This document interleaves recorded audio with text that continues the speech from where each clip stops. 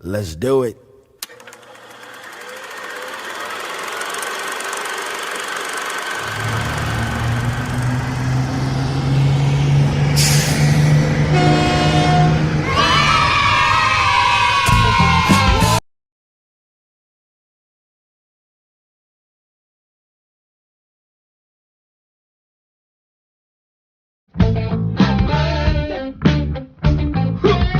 Been one short bus all day.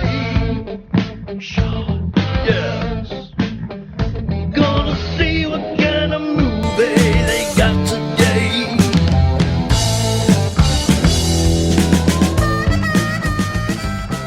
Well, hey, what's going on, everybody? Welcome back to your favorite show of crappiness. That's right, I said crappiness. Right here on Short Bus Cinema. If you don't regularly listen to the show, shame on you. But if you do, you know who I am. I'm one of your hosts, Mr. Rik Morgan. And with me, my co-host, the guy's actually, I think I'm going to let him drive this bus a bitch. I'm going to drive this bus a bitch. Johnny Krueg, what's up, man? How's it going, man? That was awesome. That was a good flub. Yeah. I meant to do that. Today, man, the bus is I feel like the bus is shorter, but we have double the stops to make. You say crappiness, and all I can think is crappiness is a warm bun. I don't know. It was a play on the Beatles George Harrison thing. Yeah, I got you. Yeah, I don't know. I was just trying to relate it to the movie and like a warm bun going to see a nurse. I don't know. Today we're talking about Death Nurse 1 and 2. And we have with us a guest. His name is Levi, and he recommended these movies. And I had seen Criminally Insane. I had no idea that this was another thing the director had done. So, Levi, why don't you tell us a little bit about yourself and, about why you chose these movies? Hi, everybody. I'm glad to be on the bus. Can I take my helmet off now? It's not recommended. Oh, okay. In case you come to a screeching halt, want to kick me off for picking these movies. I used to be on the Terror Troop podcast with Boss Butcher back in the day. He's kind enough to bring me on, and I used to hang out with some podcasters then, and been friends with Johnny for years, and started listening to Short Bus and fell in love with it. So I had to recommend you guys try these two out. I don't know if it was the right ones to start out with, but it's not like I was trying to punish you two or anything. You've been doing me a huge favor putting out a show. Oh, these are definitely bus movies. I mean, I don't think you could cover one of these movies without covering the other, since the first one just kind of ends. I mean, and I'm sure you guys might have a little bit of background on this once we get into it, but I don't know what the hell is going on with this movie at any point. So I have some theories. That's about it. I like things when they're left unsolved. It's like those movies where the director's like, I really left the ending ambiguous because I wanted it to create discussion. I feel that's exactly what Nick Millard was doing when he made this movie. I'm giving him a lot of credit. I really want people to discuss this. Like, what was really going on? Yeah. Did Ron Jeremy really exist? Hey, Gordon did look like Ron Jeremy, didn't he? Yeah, a little bit. You think he'd be happier, though? Let's not give too much of the magic away just yet. You can tell we're chomping at the bit to get into this one, because I don't know if it's because last week's movie was so bad that this one we actually feel like we have some fun with. I don't know. I mean, Neil about killed us last time. Oh, yeah. Yeah, that Killer Totem Pole movie. I don't remember what it was called. Winter Beast. Winter Beast, which didn't have winter or a beast. But we're not here to talk about that. We got Levi on the bus. We're going to take a short break. We're going to come right back, and we're going to talk about some Death Nurse 1 and 2. Be back in a minute, folks. Get out of the way!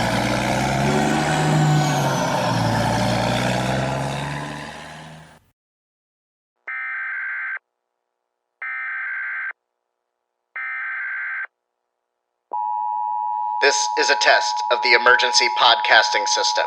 Listen to the Psychosemantic Podcast. Politics, movies, and political movies. Find us on Facebook, iTunes, Stitcher, LegionPodcasts.com, the Psychosemantic Podcast.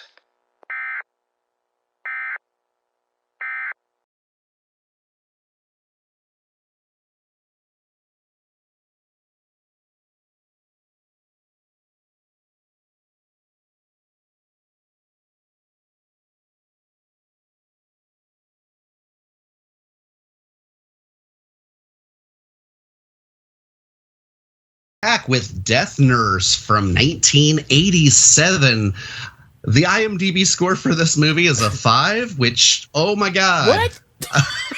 A 5. Well, you know, that's where you're running into trouble, because when I was looking these up and I was writing the notes all together for both movies, I saw that this was a 5 and that part 2 was a 2.9. And I'm like, whoa, that is a quality drop off. That's Man.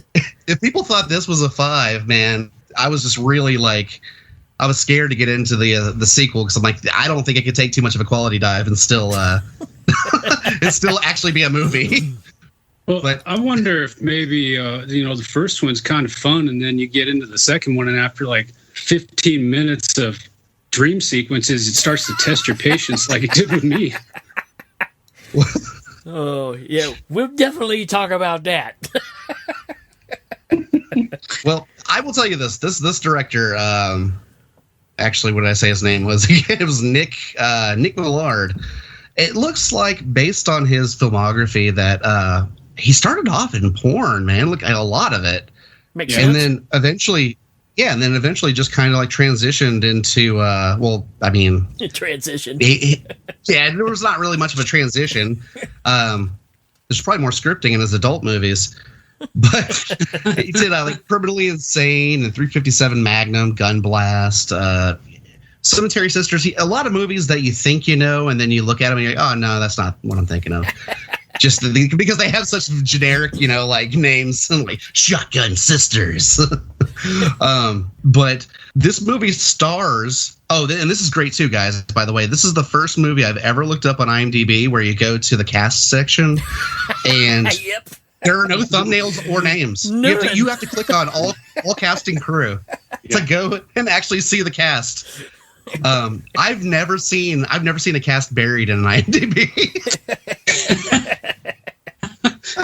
like I don't know if that's intentional. Like somebody was like, all right, well, I'm not paying extra to have the cast listed, so We're ashamed anyways.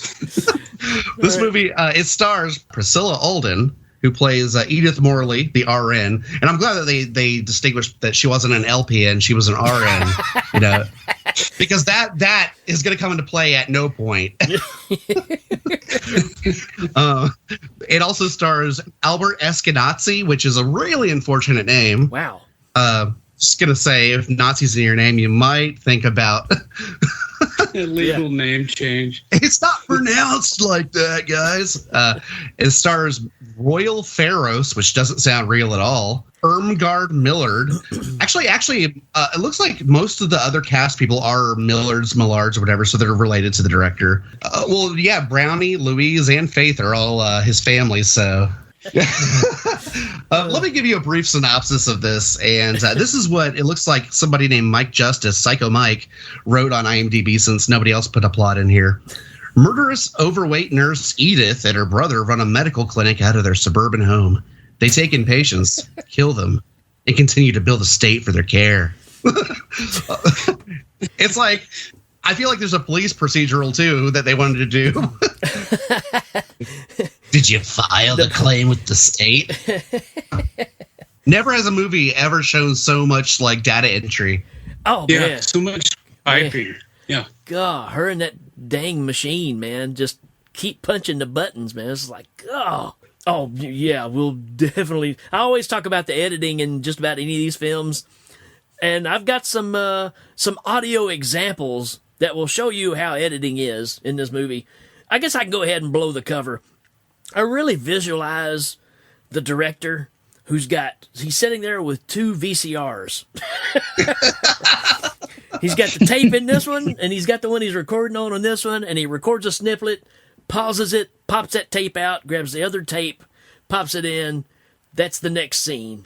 Because there's these gaps in the audio that definitely prove my point. It sounds like way too much work for a movie of this caliber. Yeah, I mean, this is totally a labor of love. It's got to be, because I've never seen anybody take 15 minutes of film and make it an hour. I'd rather watch Flavor of Love. Oh, you said Labor of Love. Flavor of Love. Flavor Flav! That would be one upgraded movie. I do have, I would say extensive notes, but I've got some pretty good notes here. I don't know if you want me to, like, kick us off, or Johnny, you want to kick us off, or Levi, you want to kick us off? I mean, it's up to you. I just was going to jump into it when you did. Okay. Well, starting off. It was with the surgery. It starts off with the surgery, and at this point you discover that death nurse is Meatloaf.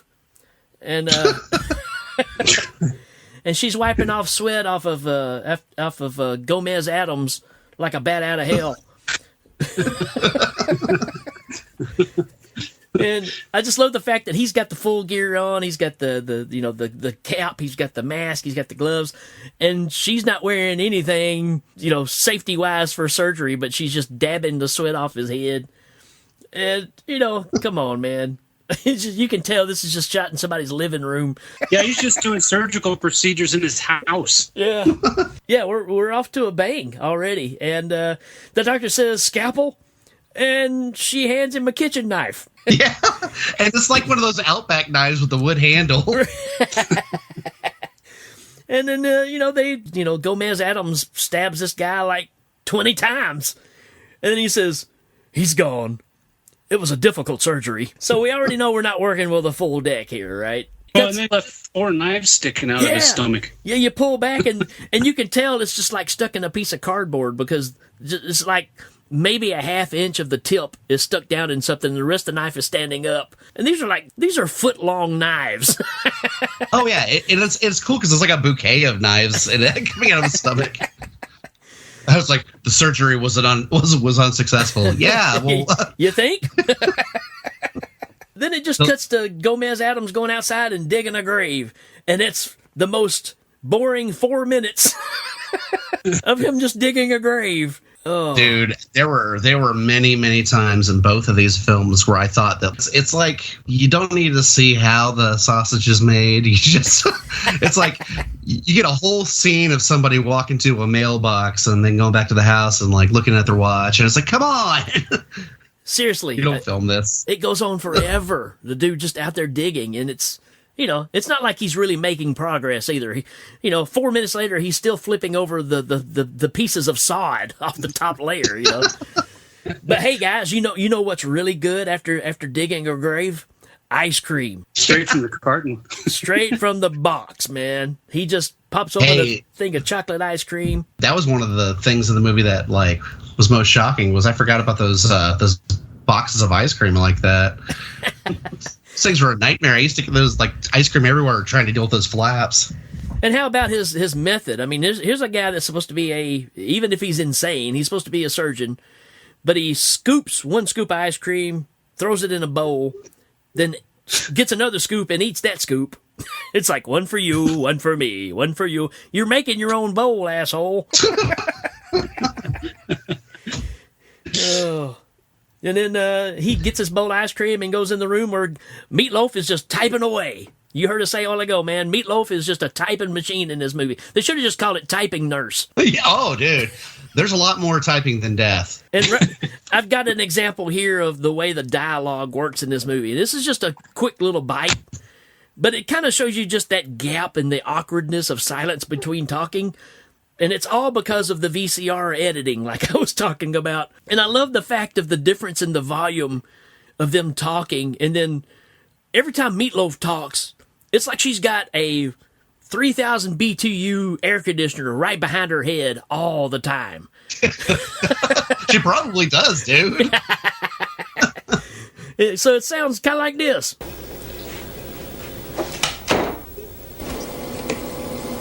I put him on the hill.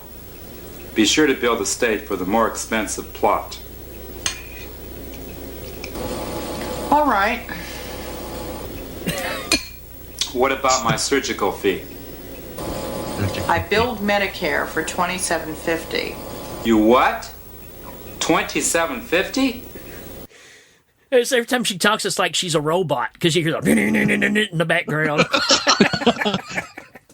You hear somebody hand cranking an air conditioner to keep her cool. I love this because there's so much dialogue in this movie about just like, did you end up billing them for more? It's like, why is this in the movie? This is how close we'll get to understanding that they're pulling a scam on anybody. Right. Well, and that's the thing too, is it's like, I'm sorry, but we'll probably talk about it later, but anybody that is scammed by these people running a hospital, a surgical center out of their house. I'm sorry, man. Like, you deserve to be scammed. Called Shady Well, I Palms. wonder how long they were actually even doing this. I mean, Shady Palms Clinic. I mean, come on, you know. Yeah. Like, steal your money acres. But that's a really good example of just kind of how the dialogue is throughout this whole movie. There's not a single line that he recorded that goes to waste. Even the bad takes are left in this movie. So nothing went to waste, man. You want to talk about efficient? This movie is efficient. Nothing on the cutting room floor. No, nothing. Don't Well, waste. except for all that dead air and the editing around people talking. And long stares at objects and watching her snack every time she kills somebody. But I guess we'll get to that. Those are the best. Wow. Well, next we meet the tuberculosis guy, right? Right. That's what I say. They get the phone call. It's a new patient being transferred to the Shady Palms Clinic, and it's Coffin Dude. Man, he comes walking down the outside of the house, and we've had several double denims. But we've never had two-color double denim, man, because his jacket is dark blue denim, and his jeans are the acid wash denim, and he's rocking it, man. So you got double denim, two-color double denim coming down the street, and one of the Golden Girls, and they're walking up to the front door at the clinic. I'm telling you, you want to talk about another scene, man, that's like, just, I like, he coughs for like, what, a minute and a half? So Golden Girl leaves him there, and then... So Levi was saying a while ago, she just gives him this stare that just goes on forever. It's like he's wanting to cough, but he's afraid to because she's just looking at him like, I'm going to eat you. Is tuberculosis guy, is that the Russian dude? No, it's the director. Oh, is it the director? Yeah. Because he's also in the second one too, right? Plays a different character. I'm getting my movies mixed up. Okay, there we go. No, you're not. Oh, so I've got a second soundbite here, and this is where Gomez and Meatloaf are talking about what they're going to do with the new patient. Kind of goes like this. I don't like to get too close to him. I've never seen a worse case of tuberculosis. He might not last through the week. He might not last through the day, Gordon.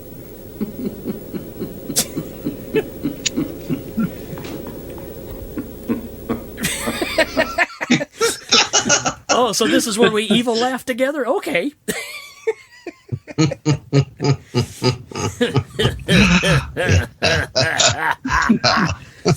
That was awesome. So they take two-color denim and they put him in Jan Brady's room. Meatloaf suffocates him for about 20 minutes with a pillow.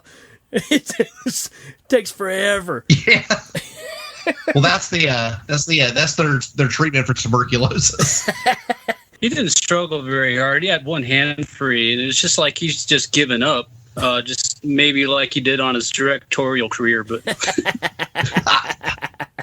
Good one. That's good. that's true.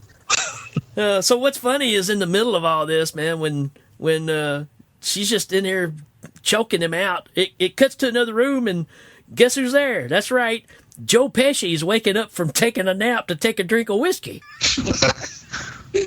I like this too. This is Louise the Lush. Yeah.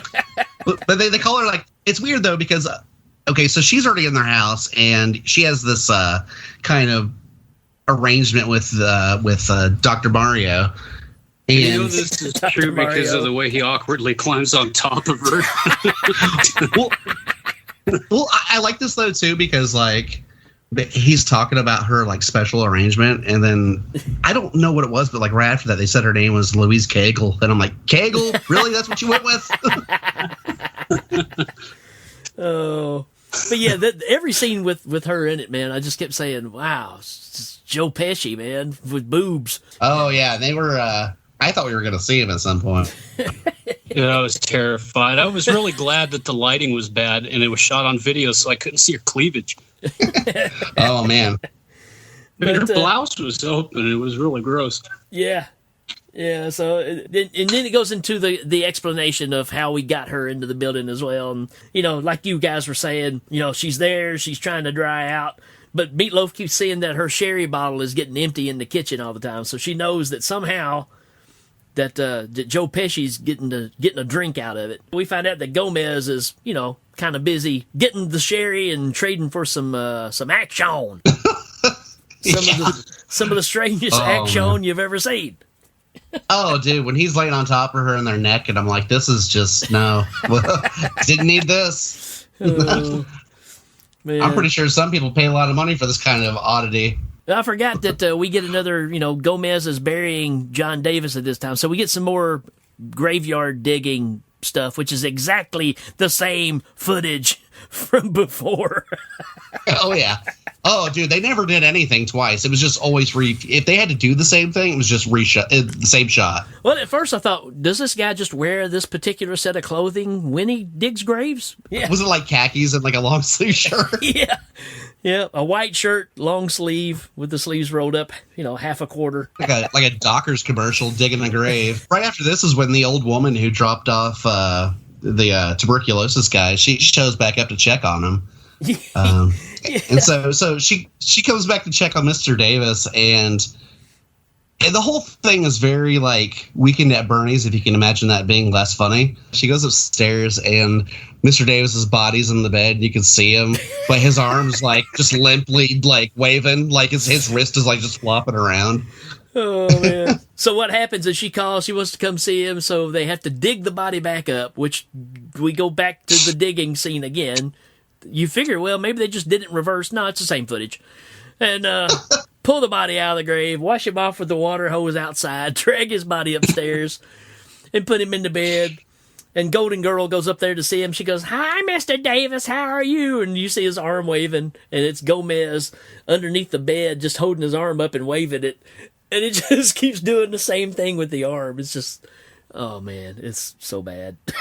Hey, you know what's funny is I don't know a whole lot about tuberculosis, but I think I know enough about it to know that there were like just red flags being kicked all over this house. Like, right. You know, like they're like, she's like, "No, I need to go in the room with him." Well, he had a flare up. Like nobody's wearing any kind of, you know, decontaminant. It's just like nobody else cares, right? Yeah. But yeah. Well, it's like she's the worker who's keeping track of it. You think if anything, she would be more cautious. I wanted to see if you guys did you notice the phone, because it rings and it's an old style 60s 70s phone ring, right? Ring, normal. Yeah, but it wasn't a rotary, right? But it's not a rotary phone, right? Oh yeah. This is the heart transplant, right? Like he wants to give to do a heart transplant. Who does he want to do the heart transplant on? The wino? What it is? Let me check my notes. This is after we see a dog. The camera's focused on a dog laid out on the floor with its legs spread open like that dog from Bowfinger. This is only the second dog I've ever seen doing this. Like, why are you focused on that dog laying there relaxing? I think I'd rather be relaxing like the dog than watching this movie at some point, especially after we just saw Nurse Edith having a 2-minute dream sequence from Criminally Insane. Oh. Man. The dream sequences. Man. Again, never let a bad film go to waste. Hey, I will tell you what right now, man, like, all these movies made me want to do was watch Criminally Insane instead of these. I 100% agree. I want to watch it now because I was like, this looks weird enough to be entertaining. Yeah. I highly recommend Criminally Insane. That movie's a blast. Oh, yeah. I never saw the sequel. Oh, that movie makes Death Nurse look like a freaking Citizen Kane. I'm not kidding. It's Criminally Insane 2 is one of the worst things I've ever seen in my life. Sounds like a challenge. Oh, wow. So he wants to cut the heart out of the corgi and put it in a human being. That's where we are right now in this movie.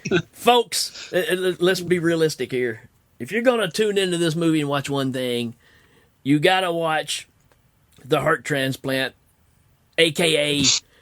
the cat chase. The cat chase.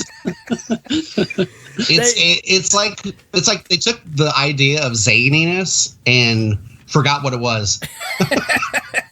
That cat, he digs into the bowl and you hear it clatter. You don't see it happen, and then you see the cat on the floor and it's eating something red and bloody. It looks pretty gross, but the cat's mostly just like sitting there looking at the camera, looking kind of upset.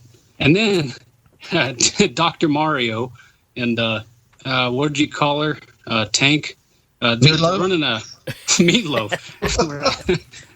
They start running in circles around the operating table, acting like they're trying to get the heart back, and then you cut back to the cat, and it's sitting in place, watching them run around. And then you go back to them, and they're running in circles. Yeah, I was very confused. No, my wife, but she's like, the cat's not even moving. And just the fact of they're running around the table that they're doing surgery on, but while they're chasing the cat, there's nothing on the table. There's not a dude, not a nothing. It's just like, did y'all forget something here? This was like Dementia the film. Wow. Cat chase. Highly recommended. So now, is it now when the health inspector shows up? Yeah, let's go ahead and jump to that. Why not? Dude, my notes, I have them in sequence, but I don't know when they happen. We didn't talk about the fact of Meatloaf goes downstairs and feeds some rats. That's obviously from footage from another movie. And the rats have their own theme music every time they're on the screen too, but it's because it's in the actual film that he's ripping off, or that he shot, or who knows where this film came from. But it looks like you just took a Paul Naschy film and just steal some footage, right? Very Ed Wood in feeling as far as like, the stock footage. Yeah, very much. I just loved it though, because every time it showed the rats, it'd be like, "Dong," and it would just cut off real quick, and she'd go, "I love my little fellas." Yeah, I was thinking like with the motor behind it. This is where the health department dude shows up, and he's sitting there, and he's like, "Yeah, I'm probably gonna have to shut you down. You got rats." And she's like, "You can't shut us down." And he never says another word. He just keeps writing.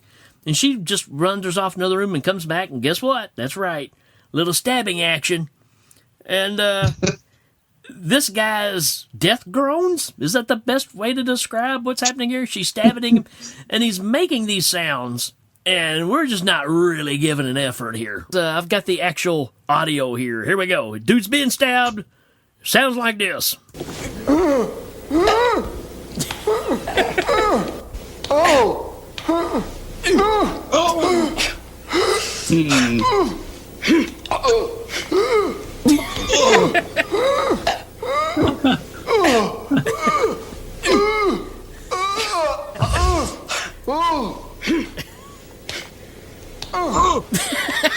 Just when you thought it was done. It sounds like somebody drank like a third of Ipecac and started punching beef.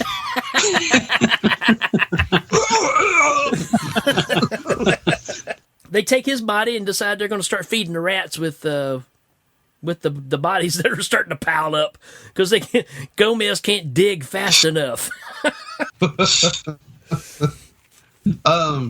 You gotta keep reusing the footage faster and faster. Right. So can either of you explain to me, and I may have missed it, but why in the next scene does the old lady check herself into the hospital?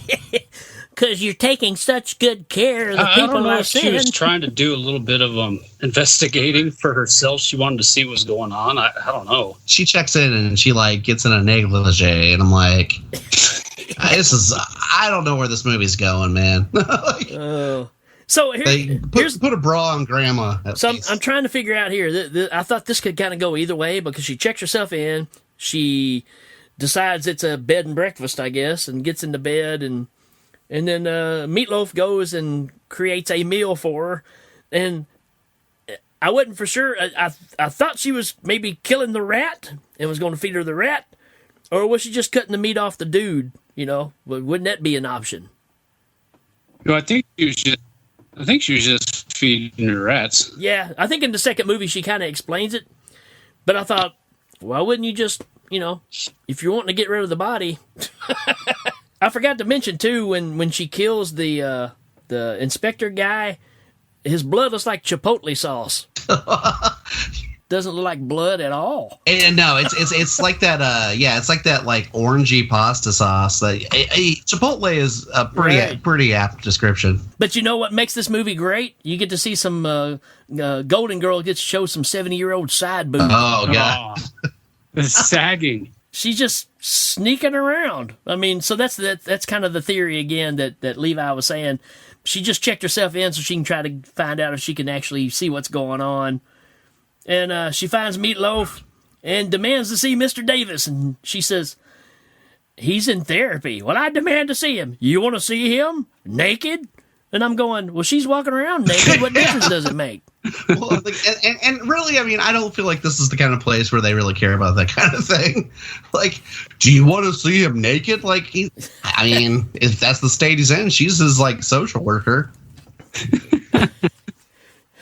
I like the explanation. Do you want to see him with his clothes off, naked? Well, doesn't it mean the same thing? But what we get, this is where we get to see the shot of brilliance in this movie. Like we said, no footage left on the cutting floor because we're even repeating pieces of film and dialogue now. If dream sequences wasn't enough or we see the same thing over and over, we get this one. I won't be put off. I want to see Mr. Davis immediately. Get back in bed, you nosy old bitch. If you don't take me to Mr. Davis and Mr. Bodowski, I'll call social services. Get back in bed, you nosy old bitch. All right, I'm going to phone. I do love how it's like she turns into Freddy Krueger like toward the end of this movie where she keeps calling everybody a bitch. Was he just drunk when he was editing that night when he's putting the movie? Oh crap! I put that line in there twice. Well, can't fix it. I like that. I like that too. That I feel like editing didn't even get a second pass at this. It was like, get back in bed, you old nosy old bitch. She turns half into like Freddy Krueger, half into John Wayne. Yeah, nosy old bitch. Just kept that running, right?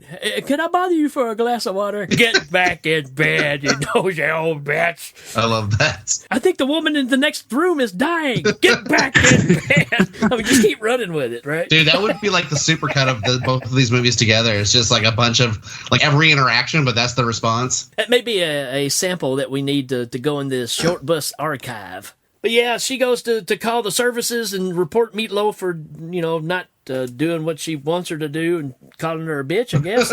And Meat stabs her 19 times. And Joe Pesci's looking out the door and sees what's going on. And then Meatloaf tells Gomez, hey, we got to get rid of her because she's a nosy old bitch. Go ahead. But like at the same time that like they really haven't dealt with the drunk lady in there either. So they got this like wild drunkard in their hospital. And then this old half-naked woman just wandering the halls like some kind of phantom. Phantom of the side boob.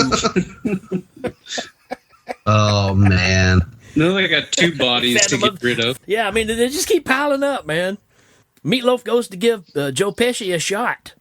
It looked like a plastic tube with a pencil sticking out of the top of it. And my next line in my notes says, Meat Dream 3, Mannequins. That's what we should have called this movie, Meat Dreams. And at this point, that's when Lieutenant Bodowski shows up and wants to come check on his nephew, who is the guy that we just did heart surgery on, who's no longer around, who's down there feeding the rats, basically.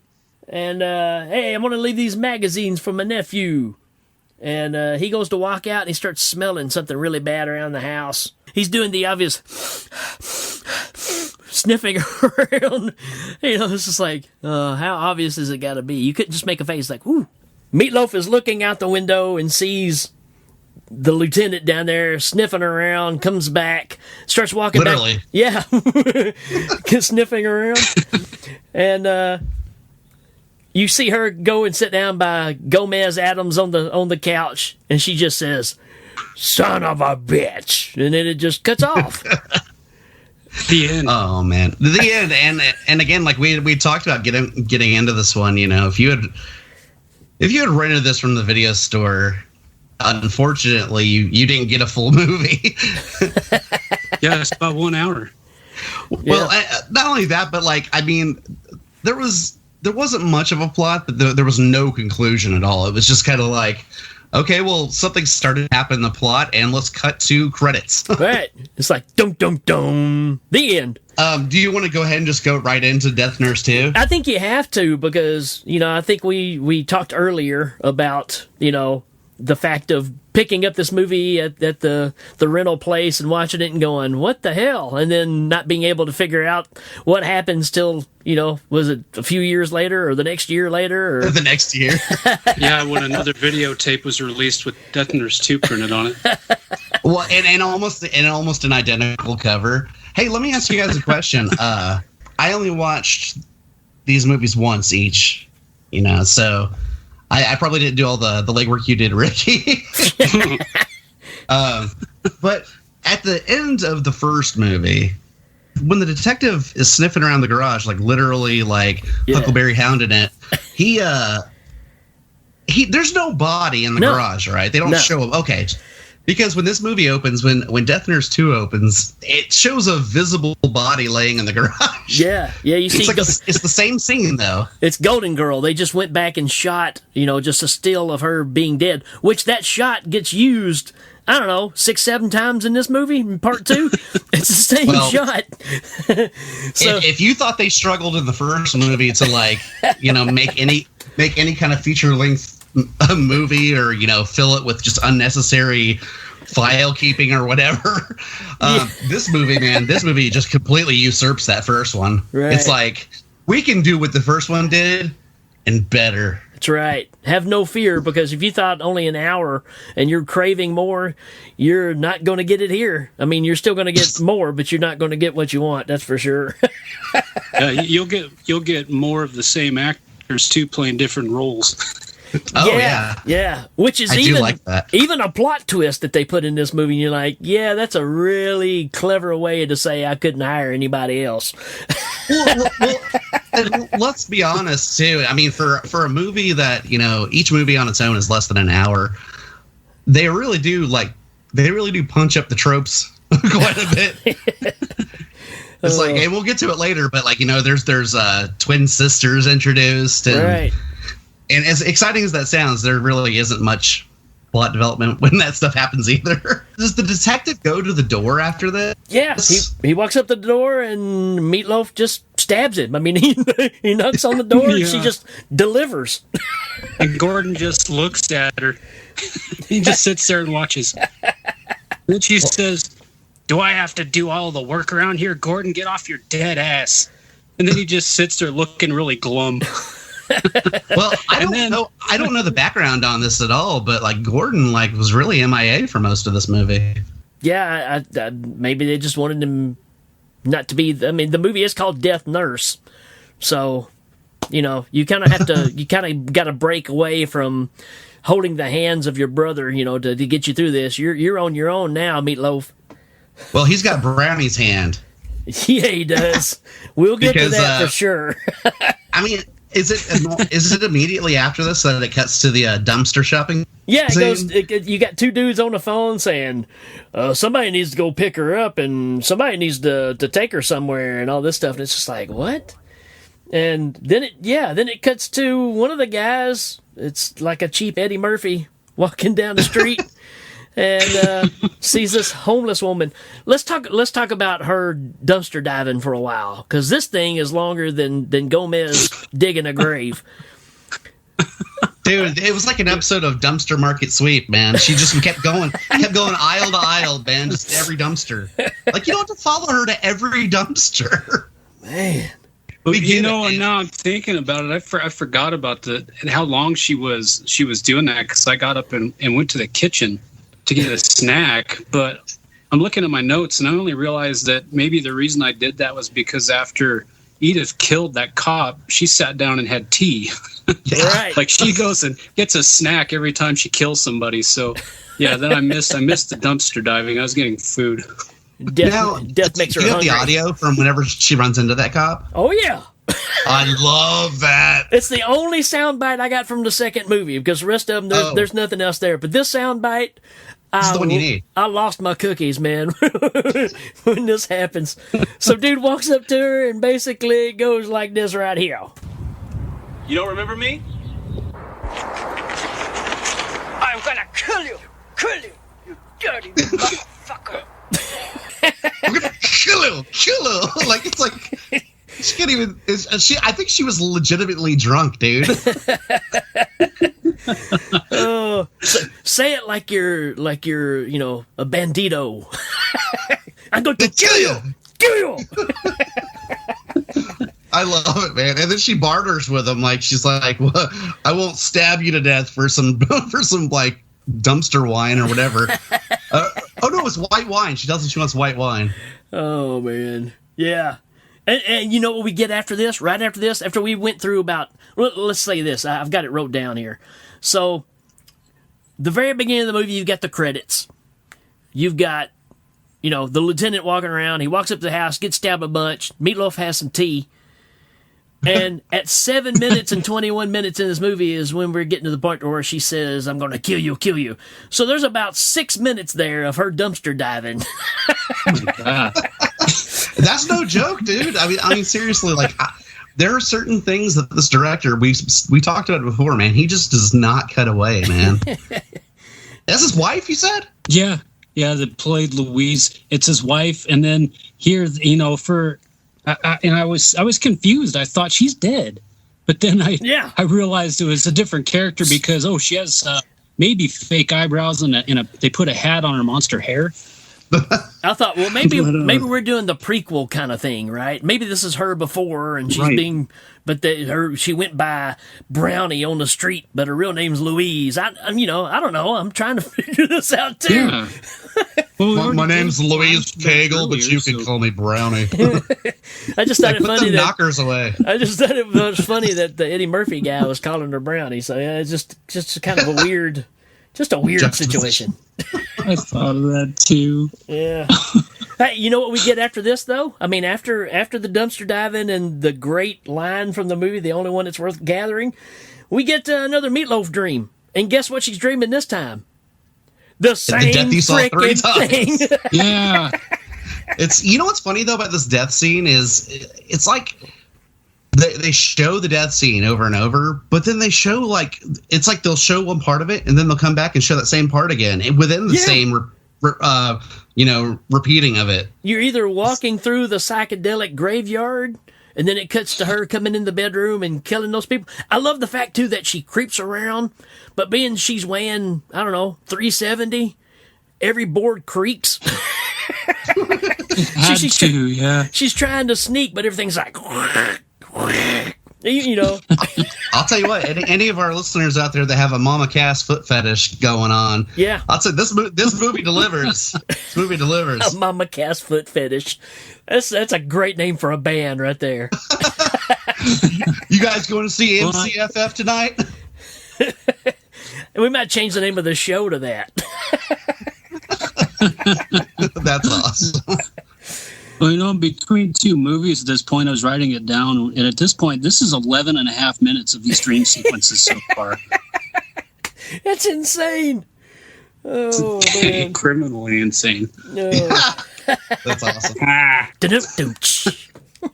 So Brownie, again, I don't know the qualifications one needs to get into Shady Palms, but for some reason, that's where the cop ends up taking Brownie, and it's funny to me because it's like, yeah, I mean, that's got to be, it's the weirdest thing. It's like, is it a psychiatric place? Is it a place for people to get clean off drugs, a surgical center?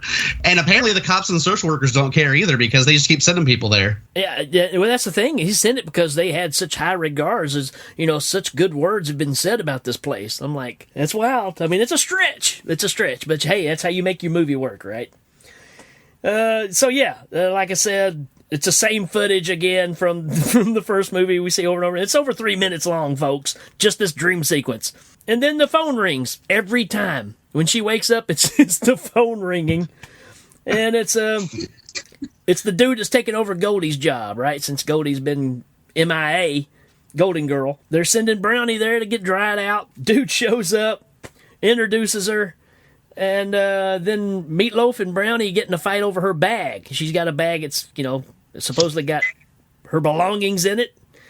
And Brownie pulls out a knife and starts chasing Meatloaf around. And you want to hear Benny Hill music at this point. I mean,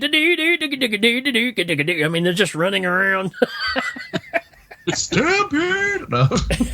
These scenes, man, these chase scenes, I think they're trying to be humorous in the fact that, some drunk woman came in there and she can't turn the tables on the nurse. But at this point, I'm just kind of like, all right, God, you got to go to the next scene. Yeah. The guy's name is John Sawyer.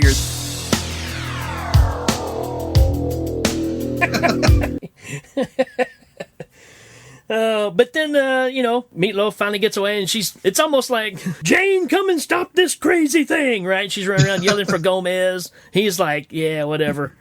And they say they're friends, right? Hey, I'm not here to mess with you. I'm your friend. That always works. Well, and then she even tells her that she'll get her some more liquor, right? Yeah. Yeah, let's have a drink. So she goes and fixes up some of the drinks, brings them back, and guess what? Extra utensils. And Meatloaf puts her down. Well, momentarily, right? Oh, yeah. Yeah, I forgot about that. That's how much I remember this movie. Well, it shocked me, too, because, yeah, she gets stabbed, and she ends up living. And a couple seasons later, I was like, whoa, they really wanted this character to keep going. Well, the problem is because she only stabbed her 13 times instead of 19 times. It's that 19 is the number, right? Did you guys notice the aluminum foil knives in this movie? Oh, no. I didn't. Yeah, they're all over the place in this one, man. Yeah, it's just like, the stabbing tech is not up to par. So they kind of write Gordon out of this movie for a good chunk of it. How does that scene come about, though? Because I know that Brownie ends up taking him out for a little bit. Oh, well, right after this, Gordon was taking a nap. Right. And I know that because I wrote down, you took a nap? And that's my job, in parentheses. Like, she's wondering what he's doing, and she's the one sleeping all the time. And then she goes to sleep again and has another dream sequence. Yep. So at this point, we're like 14 minutes. Yeah, I said meet dream number 12.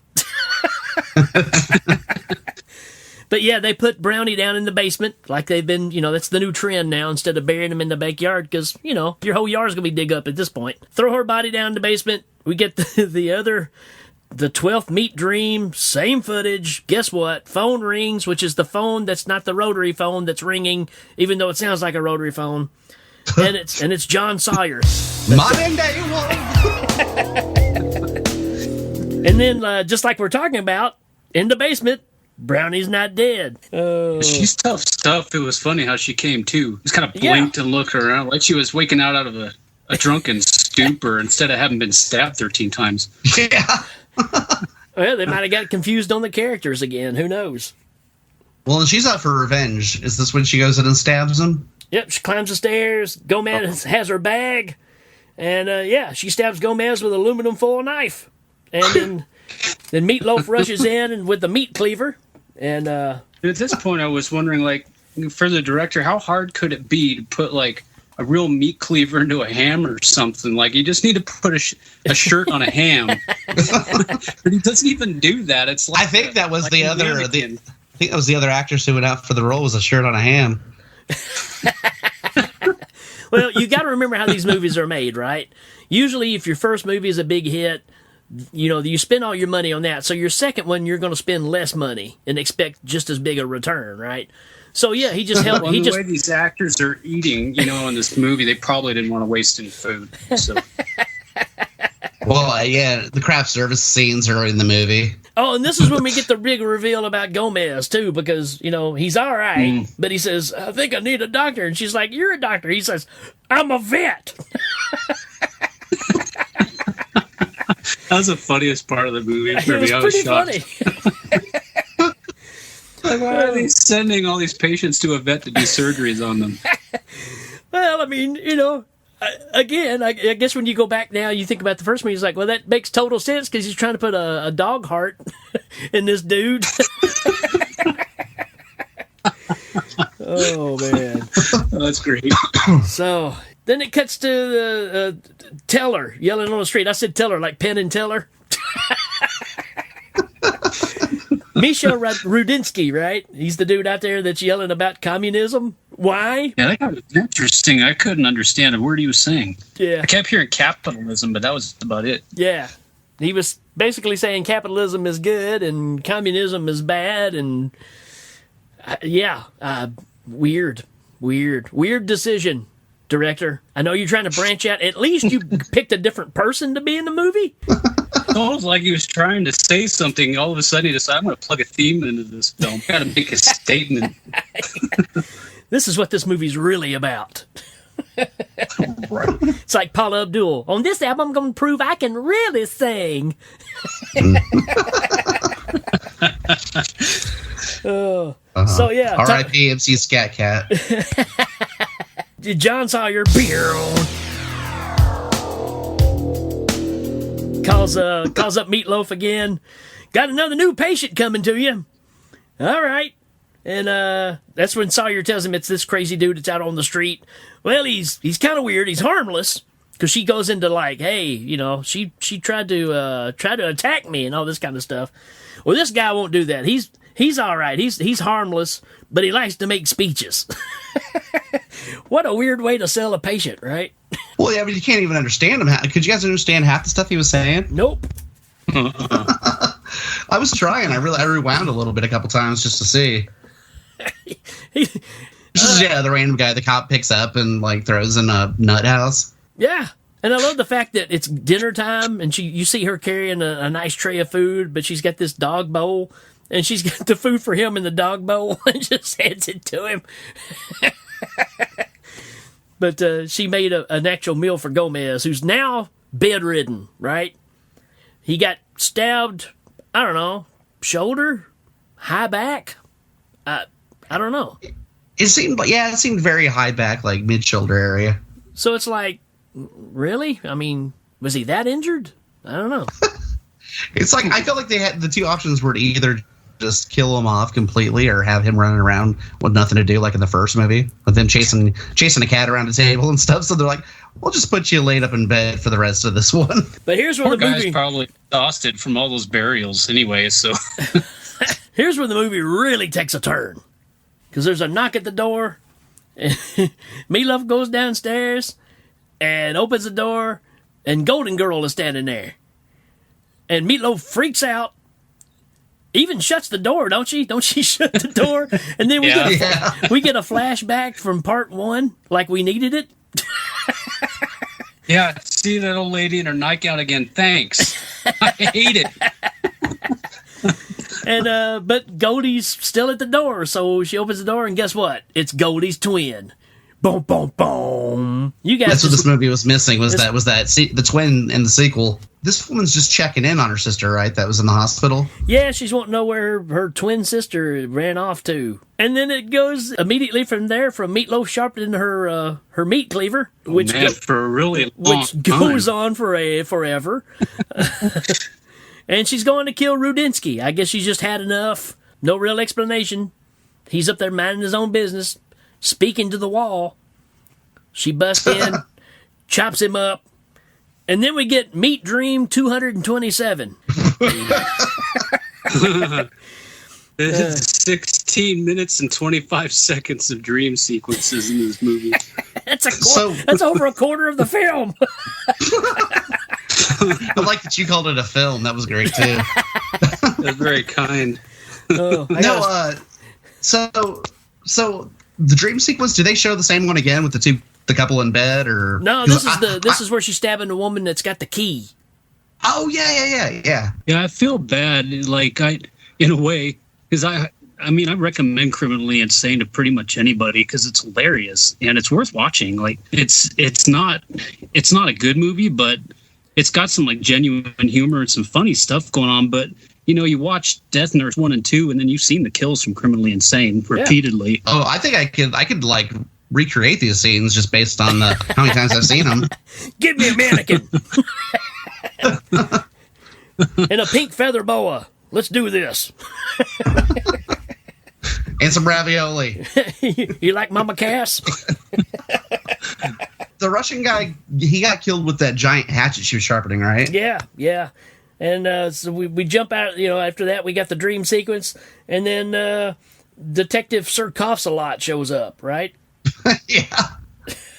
So it's like, wait a minute, what's going on? As soon as it started, I was like, I cannot believe this coffin crap's back. No, the director was the guy she just killed. Oh, okay. Really? Yeah, he was. Yeah. I checked IMDb and Death Nurse 2. They didn't put any of the cast members who are actually like really featured in the movie on the listings there. So I couldn't figure out who was who at this point. But you know what? Does it matter? No. Well, did you guys see George Buck Flowers in this? Because it says he's in the cast. He was in one of the he was the detective in Criminally Insane, so he had to be in one of the flashbacks. Okay. And maybe I just didn't catch that or something, because I saw him in the IMDb and I'm like, he's not in this movie. Like, that's pretty bad whenever like Buck Flowers is like your get. He was definitely the star of Criminally Insane. I mean, he's kind of the star of this, and I didn't even see him. So, he's talking to Goldie's twin about her sister's disappearance, and then Goldie number 2 decides to do a stakeout, and she's sitting there in a car, and you get music from another movie, obviously. So again, this guy doesn't let anything go to waste. Don't come up with any new music. Let's just use something from a movie from 30 years earlier or something. It's just kind of how this guy's rolling here. But yeah, you get this music that you can tell is totally out of place. It does not work with what's going on. Yeah. It's almost like he just took his, like a little bitty voice recorder and just put it in front of a TV speaker and recorded the music. And that's what he used as the background music. But yeah, Meatloaf is outside watering the bushes, because that's what you do at Shady Palms. Oh. She had to do something. Well, they had to get a reason for her to be outside, so you understand that you're at the same house, I guess. They couldn't just have a sign out front that said Shady Palms or anything, How does the people even know where this place is? I guess it's just old school, right? I mean, even my stepmom's like a part-time photographer. She's at least got a sign in her yard, right? Yeah. This is just a house. Like, and that's the funny thing about it is, if you were driving through the neighborhood, you wouldn't know that, heart extraction was taking place in the living room. Yeah. with Outback Steakhouse knives. So the whole premise here is to get Meatloaf out of the house so Goldie's twin, a.k.a. Goldie, can sneak back in the house and start snooping around. Well, guess what she finds? They put more clothes on her, at least. Yeah. Well, does she go straight to the basement? Well, yeah, ain't that what you do? Yeah. Oh, yeah. And she sees herself laying down there in the basement. Sees her dead sister, even though it's the same shot we saw earlier when the cop was looking in the garage. See, this is where I get confused. Obviously, that was the car garage that the lieutenant went into at the end of the first one. But now her body's down in the basement. So I'm getting confused on, are they just making this crap up? I'm sure they are. Oh, dude, yeah. It's like when kids find a giant refrigerator box and they're like, "Oh, okay, so now the box is a castle," and they're like, "Now it's a car." You're like, that's the way this guy directs rooms. I have to give that old lady some credit, though. When she saw herself, man, I was like, "Oh, finally, some actual acting in this movie." Like, she was really taken aback and started to shriek. Well, she couldn't believe that she was reminded that a year before she was convinced to get in that negligee and lay on that floor. I've done what? Hey, here's some when she screams and starts running back upstairs, and Meatloaf is hiding in front of the fridge. And, you really can't tell she's there because she's wearing white, and the fridge is white, so she's camouflaged. But guess what happens? That's right. She goes to Stab Town. And I mean, and she was pretty much the only protagonist in this movie. She's taken down, and you kind of think the whole thing's over. Right. But again, just like the last movie, a cop shows up at the very end. Of course. I love the fact that she goes up to tell Gomez, maybe it's time we retire. Yeah. I was really expecting her to say, you know what, it's time for you to retire. I'm taking care of all this by myself because you took a nap. So here's your ticket out to Looneyville, boy, and just start stabbing him. And then she's free to walk. Yeah, I wondered why maybe he didn't kill his sister and just turn himself into the police. Yeah. At this point, I just give up. He looks so defeated anyway.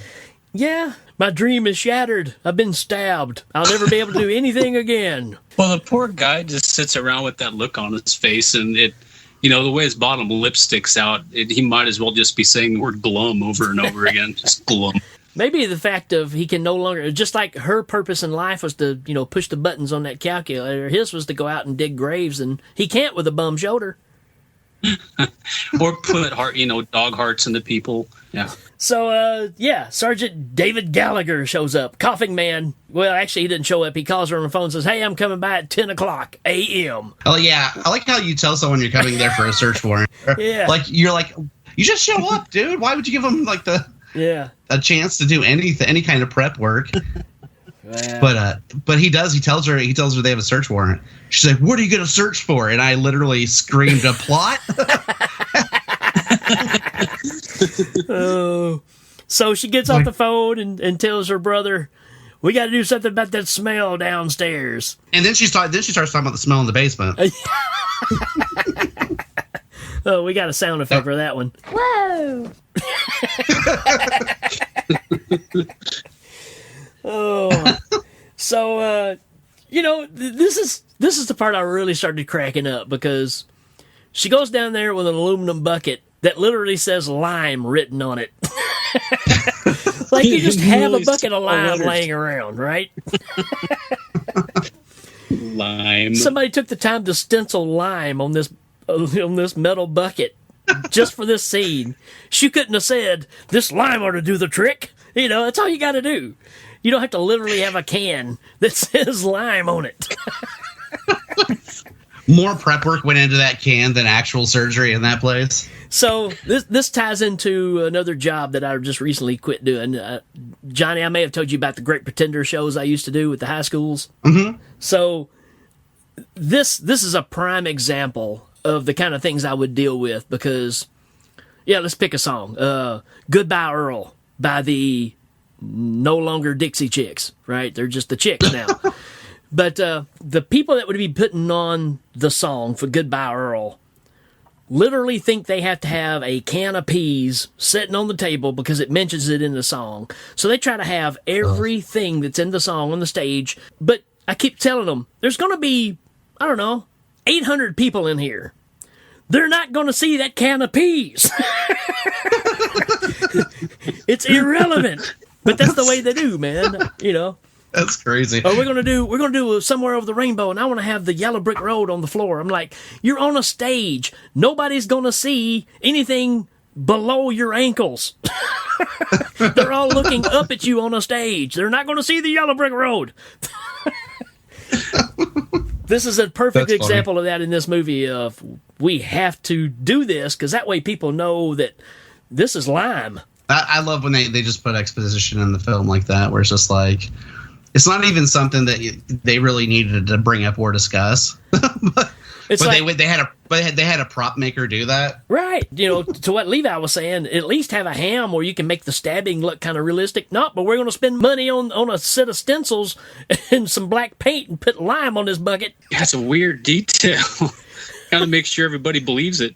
Right. Filmmaking 101. Don't be so literal. Oh, well, I mean, it's the same people who, like you were saying with music, the people who literally hear songs like In the Air Tonight and they think it's about somebody drowning and not like a metaphor.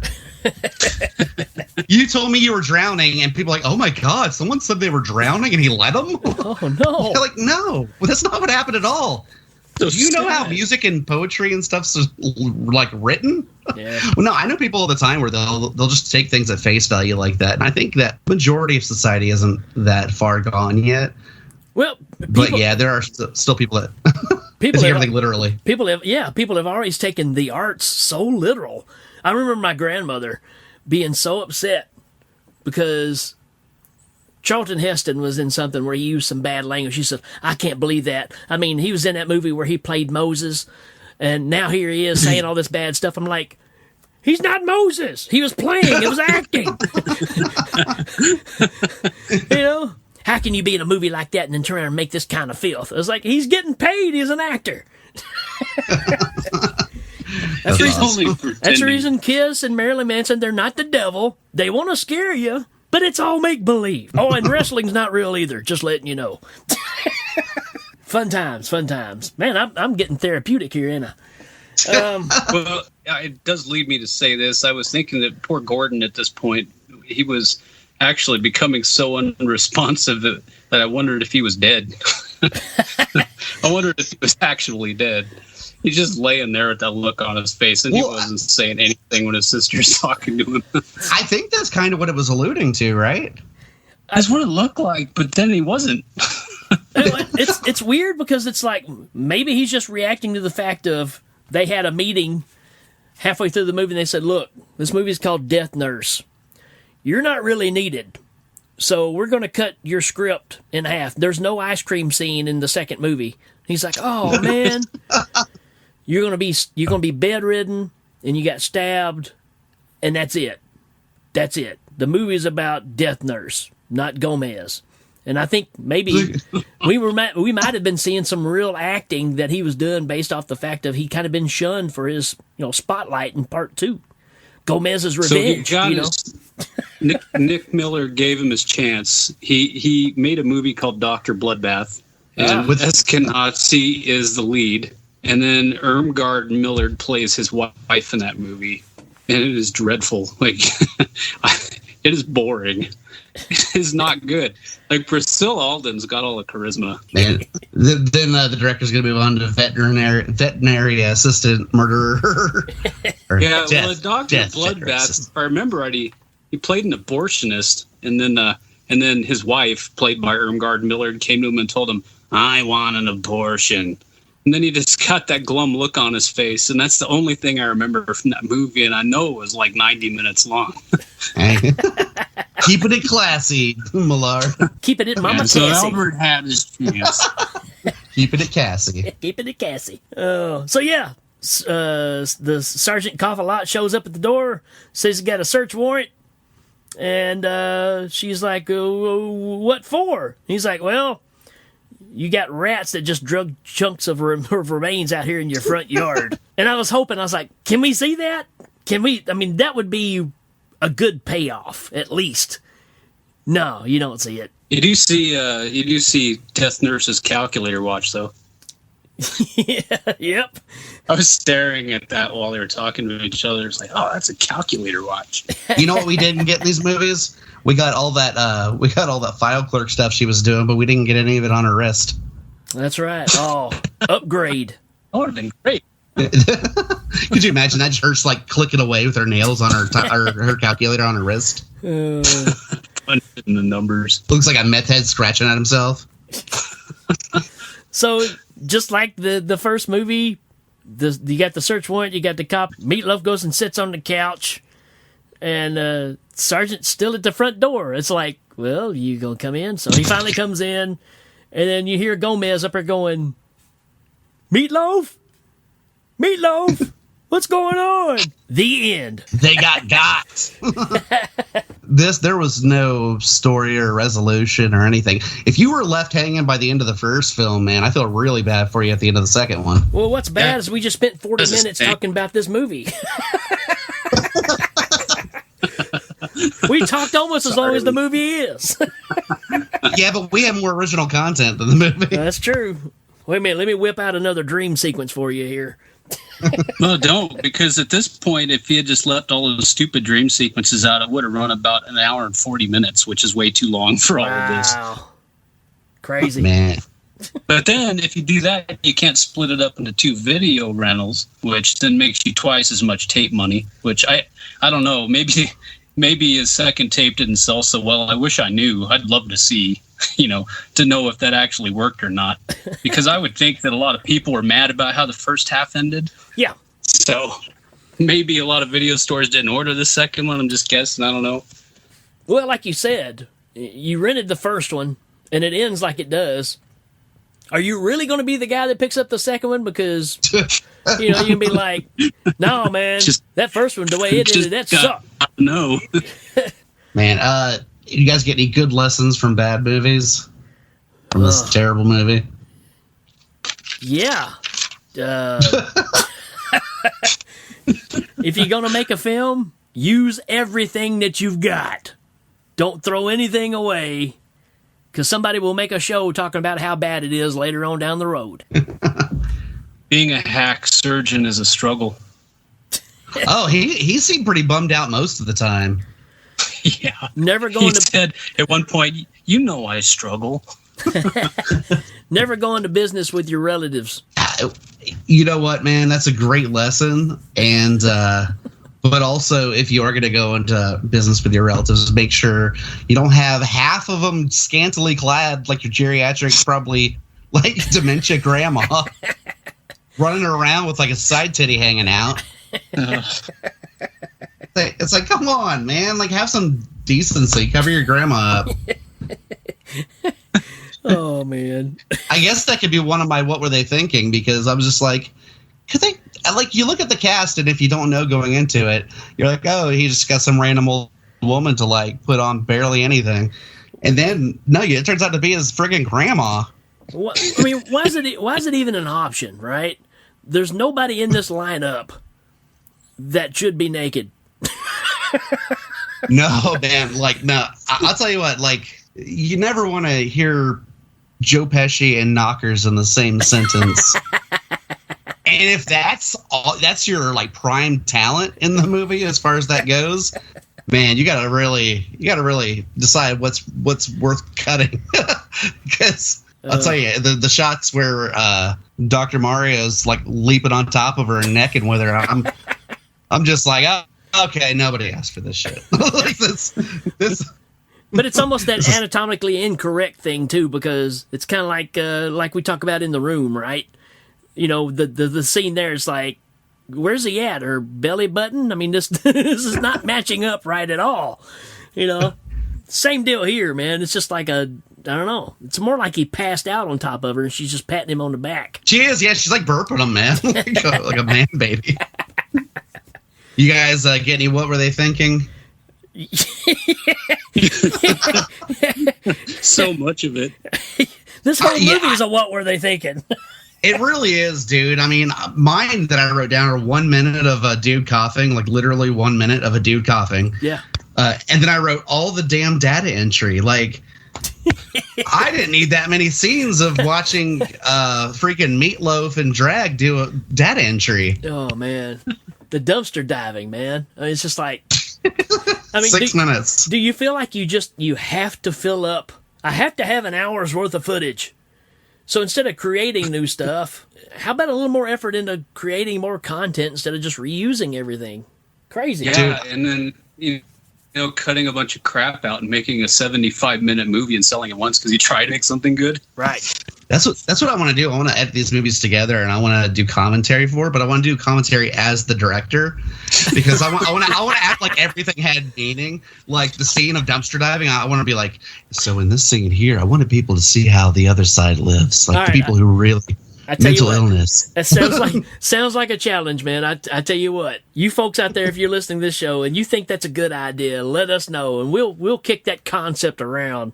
We'll do a fake commentary for this movie, edited together like it's a masterpiece. Maybe Johnny could be the director, and I could be like, I could be like the principal photographer or something. Levi, what do you want to be? Levi, what do you want to be? I'll write it. Okay, great. And I'll make a sign that goes out in front of the house that says Shady Palms Clinic. Man, Upgrade. They're so, again, it's another one of those open-ended ones. The only thing I wrote down was less data entry because, maybe not show the same scene 15 times. Right. You could have had one dream sequence and somehow made it make sense that was her in her past, and that's why she's death nurse now, and just left it at that. Did you guys get the idea that like her dreams were like disturbing her? A little bit. That it was weird because it was like she was having these dreams. She was killing people, and she was a terrible person. But then she'd have these dreams where she was doing the same stuff, and it was like she was spooked by him.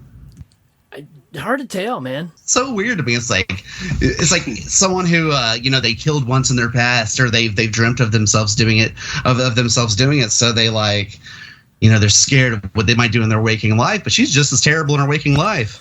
Chances are it kind of went like this. Okay, lay down on the couch. All right, you're having a nightmare, and you wake up. All right, you're a little shaken. Okay. So what's the dream going to be? I don't know. I'll figure it out later. Do we need to shoot any footage for the dream? No, we got this covered. Remember that movie you were in 15 years ago? We ain't got time for that. We got 15 minutes to wrap up the second movie. Yeah, I wonder how many days this took. It might have only taken a couple days to film this thing. I would. I don't think there was Was there a wardrobe change at all besides the negligee on the grandma? I would say you'd have it done by lunch. And then you get to film them eating lunch. All right, folks, that's a wrap. See you at Wendy's. It's like, I was just gonna eat this brick of ice cream out of the freezer. All right, film it. So on the bus, I usually ask you guys first, like where you would sit this on the bus. On the bus, Levi, the front of the bus is generally the best, and like the back of the bus is you don't want to be sitting in the fifth seat because that's generally the worst seat on the bus. For me, I say that if this was the first criminally insane movie, I could give it sort of a pass, and it would be like watchably bad. But I'm gonna sit this one all the way in the back. What do you think, Levi? I'm with you. Part of me likes this movie. My wife asks me what's wrong with you sometimes, but I would put it. I think I'd put it in a seat, the fourth row. I'd put it in the seat right before the back because honestly, there's a couple little attempts at humor. It doesn't earn anything, and really, it's to waste a lot of time. I wrote that in my notes. Like, this movie is really wasting part of my life watching this, but I don't know what it is. I keep laughing at this movie. Like, both times I've seen this twice now, and it's just I don't know. It's not like it's Last Slumber Party, which I confess I've watched that movie way too many times for as bad as that is. But me too. Something like Battlefield Earth that belongs in the very back of the bus. Like, I never want to look at that thing. I want it to be behind me. But this movie, I'll put it in the fourth row. I'm kind of there with you because these movies, they do have a little charm to them, as bad as they are. And it's probably the performance of Meatloaf. I mean, it's quirky enough to keep you interested. Battlefield Earth, I had to turn off 4 times to make it through the thing. Winter Beast, I thought I was hemorrhaging watching that one. Yeah. Winter Beast did feel worse than this. This one, I caught myself enjoying some of it and saying, what am I watching at the same time? So to me, this is what I do. I say you take Mama Cass, and she's straddling the fourth seat, trying to step back to the fifth seat. She's right there. She's hanging, sprawled out, spread eagle on the back of the bus seat, trying to step back into the fifth one, and she can't quite make it.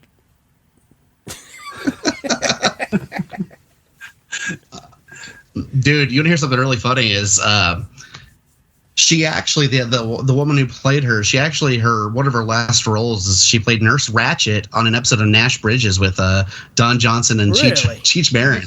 And I would like to think that was some kind of throwback to this, but then you look through her IMDb and it's like she was in Dying Young, and she played a nurse in that, and it's like. There's another one. She was in that Hugh Grant I'm Having a Baby movie, 9 months. Dude, she is right here, 9 months. 9 months. Wow. Was Was she a nurse? She got Was she a typecast nurse as a in that one nurse. too? Wow. Well, that's the funny thing is somebody, I don't know if it was like a joke with like casting directors, like this woman's in one of the worst pieces of crap ever. We got to put her in this Hugh Jackman movie. That's hilarious, man. I mean, it's a shame because, she's got a few chops. She's got some charisma. But what do you do? Walk up, hey, I heard you're looking for a part-time, just a step-in nurse for this movie. I've played a nurse. Okay, you got the gig. Did she purposely go out and look for those gigs because she'd played a nurse before? Or was it a stereotyping kind of thing that happened, Maybe she thought she was the death nurse. As far as these movies go, they're not the worst we've had on the bus, although I did rate it pretty bad. It's not the worst. No, it's not the worst, but it's definitely in the right company. All right, what we going to do? We're going to take a short break. We'll be right back. Get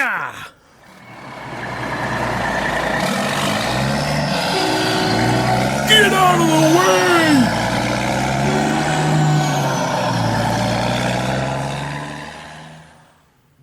Are you sick of the same old stale podcasts?